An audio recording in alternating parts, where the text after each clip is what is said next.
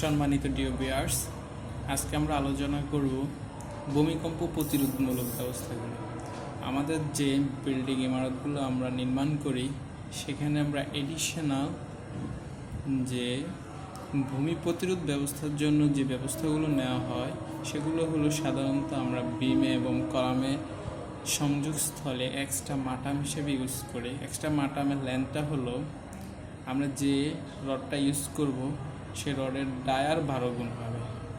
এবং আরেকটা প্রতিরোধী ব্যবস্থা হলো কলাম এবং বিমের সংযোগস্থল, সেখানে যে আমরা যে স্টিরাপ বা টাইগুলো ইউজ করি সেগুলোর স্পেসিংগুলো একটু ঘন হবে মিডল জোন তুলনায়। কারণ এখানে ভূমিকম্পের সময় এখানে প্রচুর পরিমাণ মুভমেন্ট উৎপাদন হয়, যার কারণে যার প্রতিরোধ ব্যবস্থা হিসাবে আমরা এক্সট্রা কিছু স্পেসিং টাই ইউজ করা হয়।